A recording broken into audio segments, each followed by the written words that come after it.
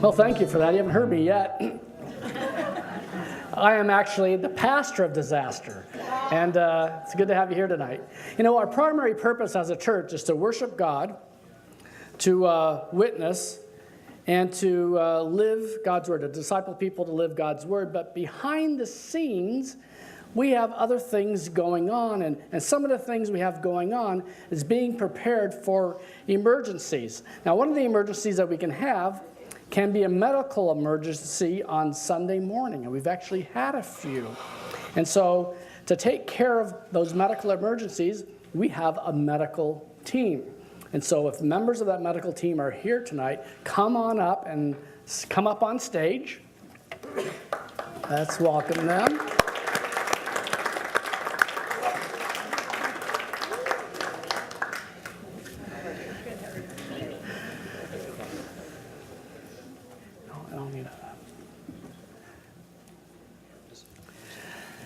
Hey, this is Dr. Jim Vanderhyde, and James Beck was a medic in the Army. Darcy Peterson's a nurse practitioner, and Caroline Price is a nurse practitioner. We also have Gail Melander, who's a nurse practitioner. And so if there's ever a medical emergency on Sunday morning, and I see that it's happening, then I will say, hey, can the medical team go over there? And then these people will respond and go there.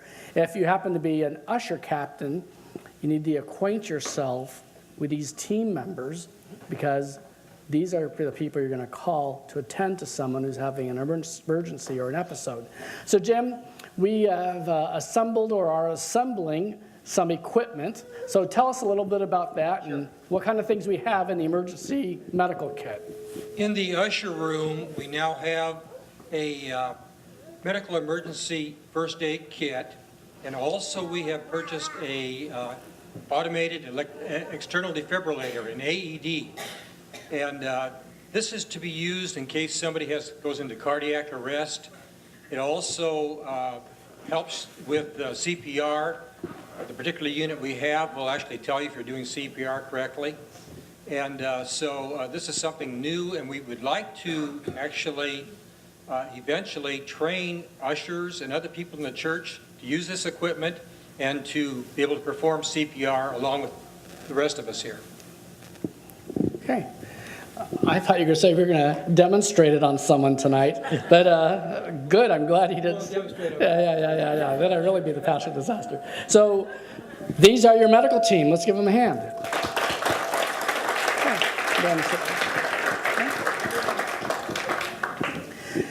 Now the shooting at Sandy Hook and other shooting accidents cause us to think, you know, there's a lot of crazy people in the world. What about the kids at the school? Because before that, we really had no protocol on what to do if something should happen at the school. So we put together a school emergency/safety team, and I'd like to call up that team who worked on the school plan. So come on up. Bob, Bill, and Larry. And James, were you on this team? Yes, although I haven't been to a meeting. Then you're on the medical team, so you stay there with the medical team.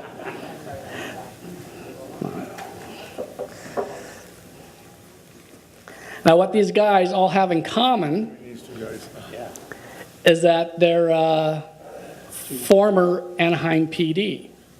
And so Larry, kind of tell us just briefly what the drill is at the school should there be a shooting, I guess. Someone's threatening the safety of the kids. Well, we have first thing we're going to have is a school lockdown, and it's a code thing, and I'm not going to tell you what the code is because you might be a terrorist sitting out there right now. But it's going to be similar to, Mr. Smith come to the office or something like that, you know. But anyways, they're going to have they'll put out a code word to the teachers, and that means that there's a school lockdown. And when there's a school lockdown, then they put the kids in the room, they lock the doors, turn off the lights, close the drapes if they have them, and the kids take the ground, to below ground, until it's all over. We had a drill last week, and it went down real good. And in fact, I was here with Mr. Williamson, the principal, and I went around, I didn't want his voice to be heard. So it was a new voice for some of these teachers. And I'd knock on the door and say, yeah, okay, drill's over, come on out. And nobody bit. So that's good. They stayed there. But we have that, and then we're also working on some things to make it that the school will be a hardened site to keep away the bad guys, and if the bad guys come, they're not going to get too far. But like I've told Pastor Stan, to completely encircle the school with fencing and everything else to make it totally safe, it would cost us $500,000 to $1 million. I'm not kidding you. And it just can't be done. This school is vulnerable, but we're going to do our best with it. Now, here's my other two compadres here, Bob and Bill. You guys have anything to say? No, Oh, you now always have something to say. No. You always do. I just wasn't going to get you come here by yourself because, I'm going to take all the credit. That's all I have. You have something to say here? You must. He has something. No, I don't. Okay, well, let's thank them for their service. There you go. I always have something to say. Now, there's just not crazy people at the school. There can also be crazy people who threaten the church. And that actually happened a couple of weeks ago. So it was there's a week after Presbytery, and I had to mail these banners back to the next church that's hosting Presbytery. And while I was gone, Betty gets this phone call from this irate person, and if I miss the details, but he can fill me in. But he's really mad. He says that someone at the church slandered him, and that he's going to come down. I'm going to come down and kill you guys. So then he called again. He talked to him a second time, and then the receptionist talked to him, and then Martha talked to him, and he was irate every time he called. And so it's at this point, while Martha's talking to him, that I come into the office from the post office, and he goes, "You tell that pastor to call me." So I call him, and he says, "I'm going to sue you guys because you slandered me from the pulpit." Now, I'm teaching Proverbs, so I know, well, a soft answer turns away wrath, right? So I said, I slander you from the pulpit. Slander's when I mention your name and I say something terrible about you. Is that what happened? No, you didn't slander me. The choir director did. And I says, well, he wasn't here last week, so it couldn't have been him. Well, it wasn't him. It was this woman in the church told me to shut up and sit down. And so, I know a soft answer turns away wrath. I go, well, it's a terrible thing to be slandered, isn't it? Yeah. And it's a terrible thing to be misunderstood, isn't it? Yeah. So, I talked him down for about 10 minutes, and by the end of the conversation, he said, well, thanks for talking to me, Pastor, and call me tomorrow.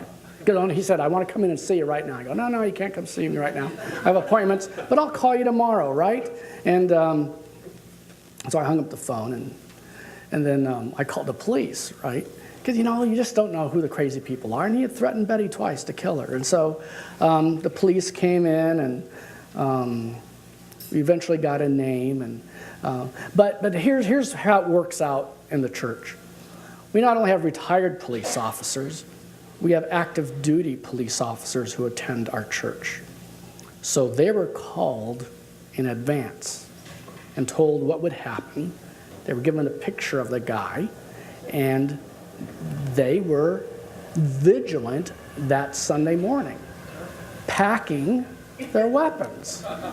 In fact, I expect all our on-duty police officers, and even our off-duty if they want to carry when they're at church. And that might be scary for some, but if there's ever a crazy person, I'm going to feel more comfortable with a trained professional who can protect the people of our church. So that's kind of the drill and the preparation we have for if anything crazy ever happens on Sunday morning. By the way, so this happens on a Thursday. The next day, Larry Kurtz is here with his shotgun and his pistol, and he's patrolling the grounds, right? And so the principal was on edge, but he felt a lot safer with Larry here, and the staff was on edge, but they felt safer with Larry here. And so I'm grateful for the police officers who are in our congregation.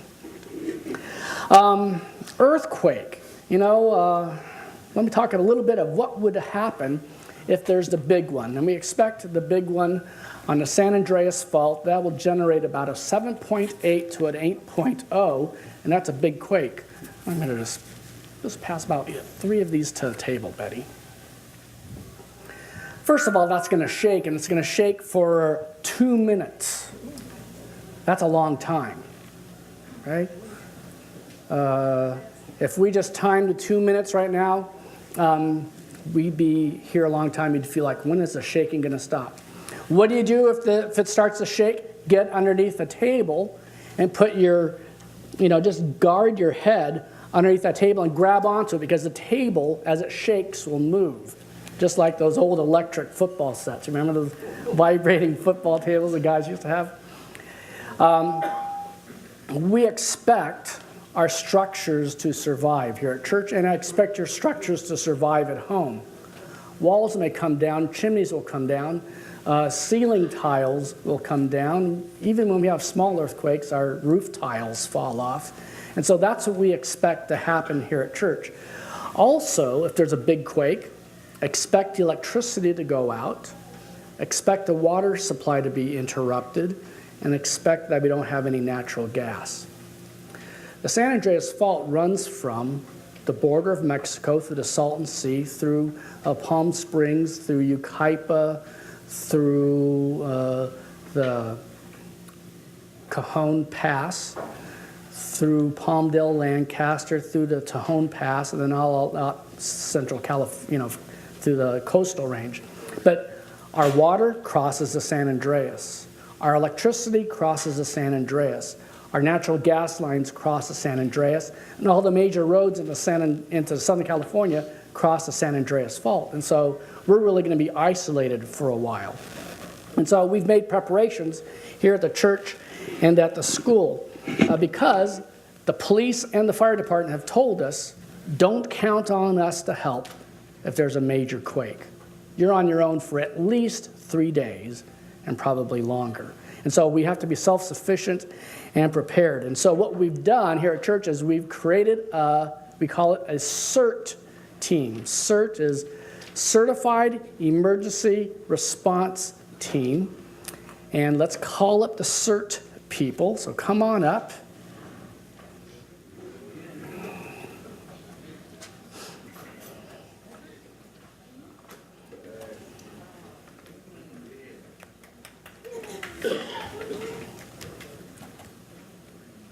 I'm already up there. Chris is on it. I'm posting all this on Facebook. Now, so I have Dean Pickering, we have Wayne and Mary Sazelle, Lee Martin, Diane Ferranti, Larry Kurtz, Louis Permain, and Betty Price. Not Betty Price, Betty Shattuck. And Bob Bell is on the team also. And Chris Cutting is on the team. So all of these people have had over 20 hours of training in search and rescue, in first aid, and in just managing a crisis. And so they've been trained, and we continually train and drill so that our response and our expertise gets better and better. And they're trained to rescue people, get people out of collapsed buildings. They're trained in first aid. They can turn off all the utilities in the church and they know where they are. And if the event happens at school, we have a parent-child reunion gate as well. If it happens while we're in church on Sunday, we have these little brochures that will be in the pew pockets. And again, duck and cover during an event in the sanctuary, all right? You might think, boy, am I going to fit in that little pew right there? But get down in there, all right?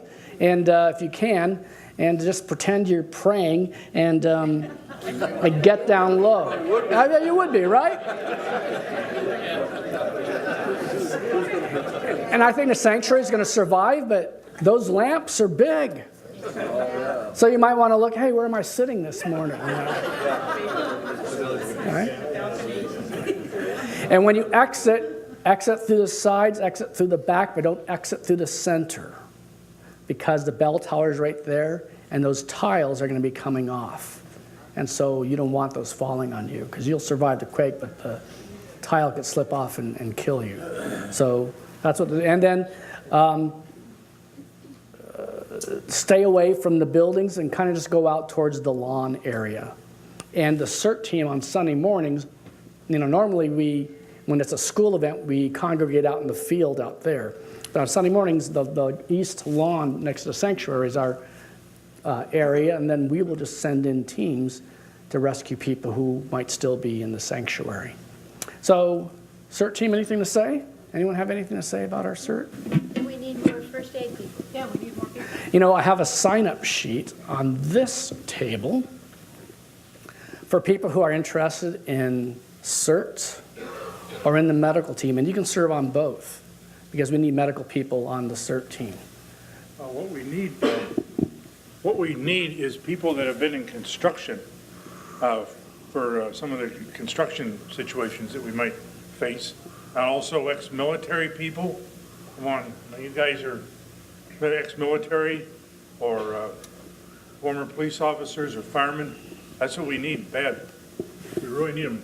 And we need you to live close to church, right?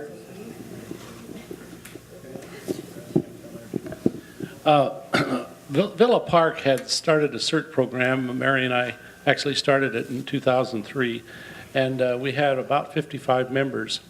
The city has taken it over now, and it's kind of falling by the wayside, typical bureaucratic approach to management. So there'll be about 7 or 8 of us from Villa Park that are trained, including Claire Nell, which is a nurse for the medical team. And are there any others out there that are, Terry Elmendorf is trained, and we could rattle off about 7 or 8 more names. But the point is, we will be over here to help you if we possibly can. Our first charge, and this is what I want to say, take care of yourself first. Don't be a casualty. If you're home and this happens, a couple things you can do right now, tonight, tomorrow. Have a good flashlight next to your bed. Have a good pair of shoes so if the glass breaks, you don't cut your feet. So you can slip right into them. And then know where your gas line is on the end of your house and how to turn it off. A simple friction pliers or vice grips, crescent wrench will fit over that and you know how to turn it off. So that if you have a gas line break, you can, first thing, get out there and shut that off. That will save the work of the emergency response teams a lot if we can prevent casualties first. So I just want to mention those 3 things. Get a good flashlight, have a good pair of shoes, and know where your gas line is. Is there anything else I should have mentioned? You CERT members? A prayer. And a prayer, you bet. Okay, thank you, CERT team.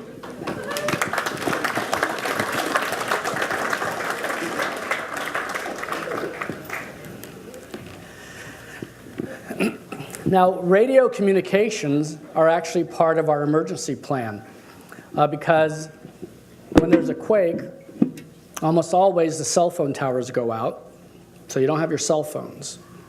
Hard lines help, but a lot of times those go out too. And so how do you communicate with the outside world? So we have a radio team and a radio room, and some of the members are equipped to have a portable radio station on their cars. But if you're a part of the radio team, come on up. Come on up if you can come up here.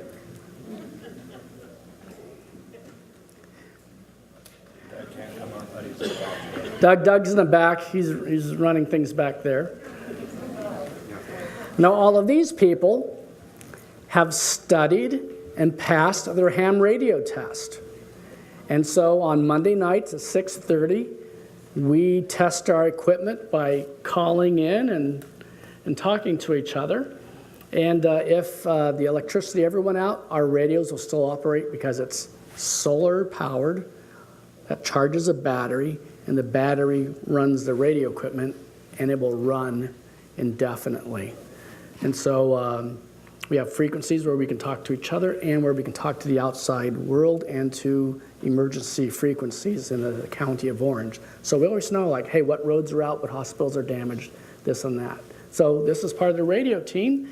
And if you want to become a ham, which is a ham radio operator, any person here in Orange or any person up here can tell you a little bit about it. And if we get enough names, we'll have another radio class and graduate a whole other group of ham radio operators. You're a ham too, aren't you? I'm a ham too.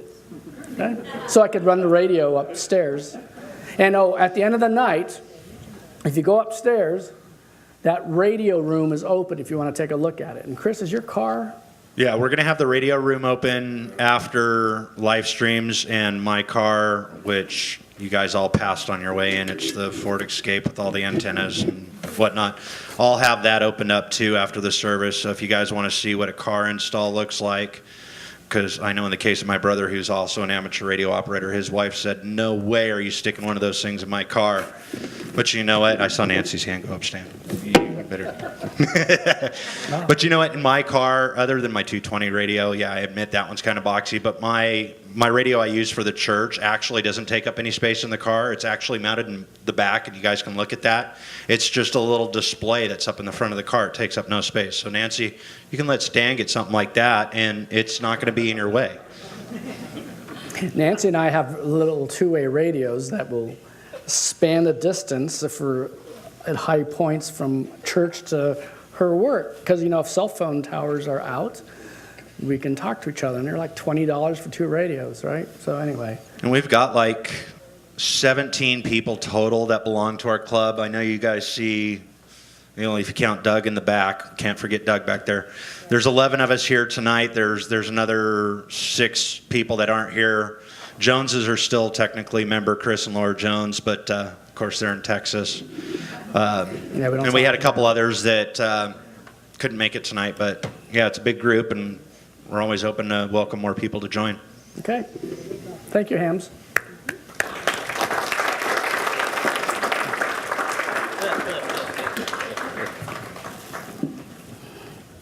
And actually, the kitchen is part of our disaster preparedness because we've asked them to be able to prepare 3 meals that can serve 100 people. Because you never know who's going to be on campus. If things got really bad, we can take care of you at church. Out on that grass area, up against that fence, there's this white shipping container. It's our earthquake container. There's a 550-gallon water tank in there with filters. There's all of our rescue equipment, all our first aid equipment. We have food that we rotate, that we give to to food banks, but we also have a supply here. We can feed 300 people out of the kitchen without electricity or piped-in gas. It's on propane gas. We have 20 tents, so we could actually create a village here at church where we would take care of you, the kids at the school, and even be a light to the neighborhood around us. And so that's all we have going in our church. Now, by the way, in 2010, the Red Cross asked people, businesses and nonprofits, to submit their earthquake plans. And we submitted our earthquake plan from Covenant Presbyterian Church and School, and we won the award for the best disaster plan in Orange County.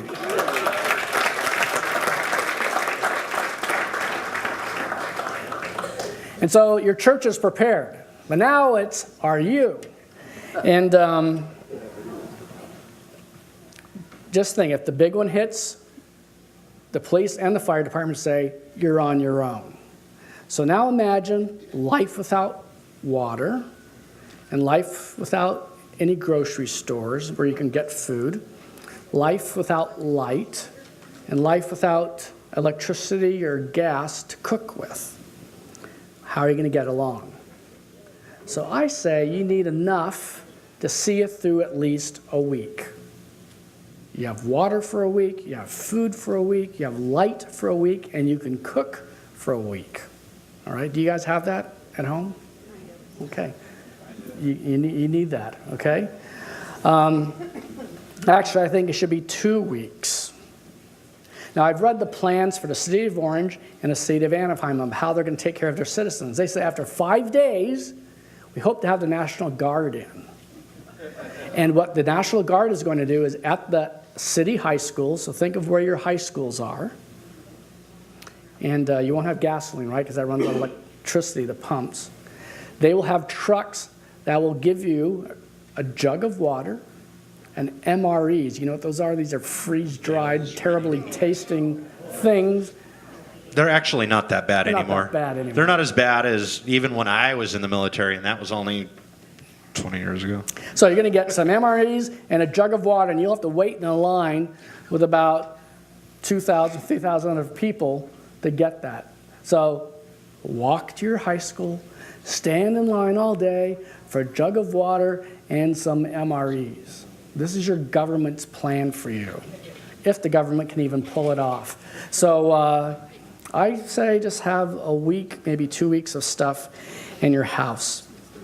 What we're doing tonight, though, is we're having like a little fundraiser. And we mentioned the medical team and the Cert Team. That we need to buy medical supplies, we need to buy emergency supplies. And the radio needs a few little things. So what we're doing is we are selling emergency kits. This will keep you alive and well for 3 days. So you got 3 bottles of water, you got a first aid kit, you have a flashlight, you have 6 protein bars, you have a blanket, you got your water, I'm not going to take that all out.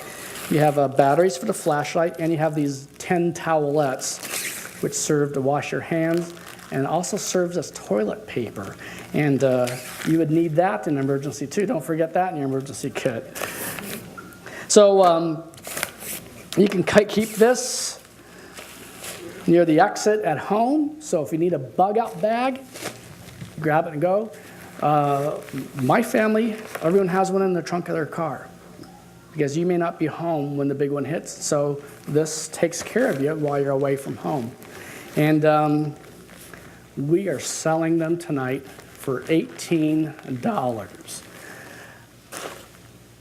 Similar priced ones from the disaster stores, and there's actually such a thing, are going for $25. So we're selling them at a discount to you because our labor was cheap. It was the kids at the school who put them together. And you might say, oh, you know, I could make one of those myself. Well, you could, but have you? So if you haven't, just pick one up and you'll be helping our disaster preparedness as well. So any questions about disaster preparedness in general and the church plan? Everett? What would the law enforcement people in the community say about the outbreak of anarchy? How do we protect ourselves from anarchy? How do you protect yourselves from anarchy? So here's a likely scenario. We have another drought. We don't have a good crop of corn and wheat. Food prices skyrocket, so do meat prices, so does milk. And whenever you have there's a certain threshold where food becomes so expensive that people will start to riot and loot. And so what do you do about that?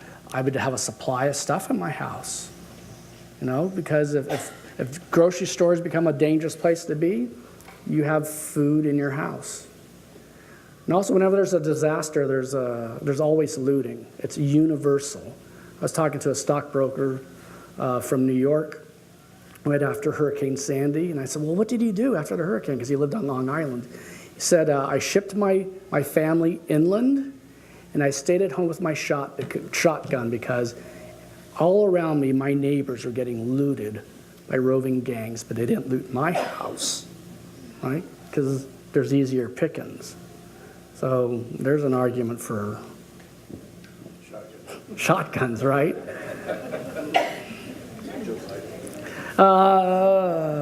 Marcia, and then we'll go here.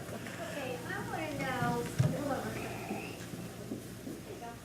Just so you guys know, Trisha is walking around with a mic, so when Stan calls out your name, raise your hand so Trisha can find you. What I want to know is where should you have things stored in one place? Are you talking about leaving a lot of your food just within your house? Should some stuff be outside your house? We put some things out in this shed, and I keep saying to Bob, but the phone lines are right over the shed. So to me, that isn't a very good place. But where do you recommend that you put things, and how much of the stuff should be gathered together? Good. Okay, good. Should he have all your stuff in one spot? And where should he put it? Okay. I have my stuff in different locations. Okay. Some's inside the house, obviously. Some's in the garage, and some of it is in earthquake kits that we created out of trash cans. So you have stuff in them, and they're sealed, and they're elevated a bit, and they're in trash cans. Away from walls, away from power lines, because if a power line falls, it electrifies the ground around it. So just think, oh, I won't touch the line. Well, it still electrifies the ground around it. And if it's touching like a metal shed, forget it, man, you'll get zapped. So put it in a safe place where you can get to, and I would have it in different places in the house and outside of the house. Did that answer your question? Okay. Do you have recommendations on what to purchase, like whether it's, I've got a long voice, thank you. Whether it's canned meat or vegetables? So what do I purchase, right? For how long? What do I purchase? Right. Okay. Purchase the stuff you already eat that has a long shelf life. Okay? So just whatever you already eat, and buy the stuff that has a long shelf life. Peanut butter, canned anything, right? Chili, and I would have some protein, and I would have some vegetables, and I would have some fruit. I'd have maybe some canned milk. Right? Stuff you already eat, you buy. And you just buy extra. And it's like, don't go out today to Costco and buy $1,000 or $500 worth. Just when you go shopping, say, you know what, I'm going to buy a few more cans of this. A few more cans of this the next time you go. And maybe you just spend an extra $5 each time you go to the grocery store. And before long, you have a nice stock of stuff that you just rotate according to your date. 2 weeks isn't a long time. I mean, isn't a whole lot of extra food. Any other questions? I saw a hand back there. Was there one more hand on that? There's a light right here. Over there. The cells. I was just going to say You can that turn off the lights here. if you go onto the internet, CERT, Community Emergency Response Team, is part of the Citizens Defense Corps or something like that. You can go on and they have lists of how you prepare for earthquake preparedness, lists of what you should buy, how you should store it, lots of really good pointers that you can find on the internet. Print them out and just follow the list. How many people here have gone camping before? Think like that. Okay, Think I'm like going that. camping. I've got to plan accordingly. I need to pack some, protein bars like we got in the kits over here, maybe some canned food. I know when I was in the military, you can eat stew without having to cook it up because it's already cooked. You just crack open the can and there you go, you got stew. You don't need to worry about the gas or the fire or how am I going to heat it up. Just eat it right out of the can. Think like that. That's a good way to plan your grocery shopping if you're planning a kit for 2 weeks. Yeah, and buy some hand can openers. Otherwise, you just have weapons, right? Well, that's why a lot of them too have the pull tops now, is because of that reason. One of the things that will become in short supply unless you prepare is water. You have a water tank in your house. Most of you don't have instant hot water, so if you have there's a leak in the line, or even if there isn't, you can turn off the inlet to your house so that it stays in the house. And you've got 40 to 60 gallons of water in that tank, and there's a little faucet down at the bottom. You can get water there. You have water in the reserve tanks behind your toilet. It's clean water, nothing contaminated about it. That's another 3 to 5 gallons. Just think of places where you have water. And as a backup, if you use Clorox, shake the can dry or the bottle, plastic bottle usually, shake it out and get all the Clorox out of it, and then fill it up with water and put the cap on it. There's enough chlorine residue in there that it'll keep that water indefinitely. Okay. Yes. Bill? Here comes your daughter-in-law. What's that? Here, Deb. While I was with the Riverside Sheriff's Department, shortly after the Columbine shooting, what we did out at Riverside County Sheriff's, and while I was in forensics, I was assigned to take aerial photographs of all the schools within the county. And these were all different angles coming into the school, the exits and everything like this. And I'm not sure if the Orange PD or the Orange County Sheriff's Department has done this yet, but I know for first responders and setting up some sort of a briefing if something did occur, they always responded to these aerial photographs that we've had out in the past. If there's a certain area with a threat to the children of the school, it's always good to have something like that with aerial photographs. And I did it for all of Riverside County within the unincorporated areas in our contract cities. So up in the helicopter, if Orange PD or Orange County Sheriff's is in the air, it'd be a good idea next time they're up, maybe take some aerial photographs of the campus of the school, just to have that within their use. Okay, yeah. You can use Google Earth too. That's true, we could Google Earth, huh? That's true. Okay, all right, well, we are done for the night because we like to end live streams at 7:30. If you can sign up for any of our teams, a sign-up sheet is here. Name, phone number, email, what kind of team you're willing to serve on. Betty's here selling emergency kits. You'll help us, you help yourself. Chris? Yeah, I just wanted to say one more thing too, is just because we're talking about these different teams, whether it's the radio club, the Cert Team, the medical team, if it's something where you don't think you can come to the meetings, but you're here, say, on a Sunday morning, and you're medically trained, you don't have to necessarily be on the team to step up and help out. If there's a big earthquake, don't be scared to step up and say, hey, Pastor Stan, your incident command, what can I do to help? I've got first aid training, or I can do this, or I can do that. You don't have to be on a team to be called on.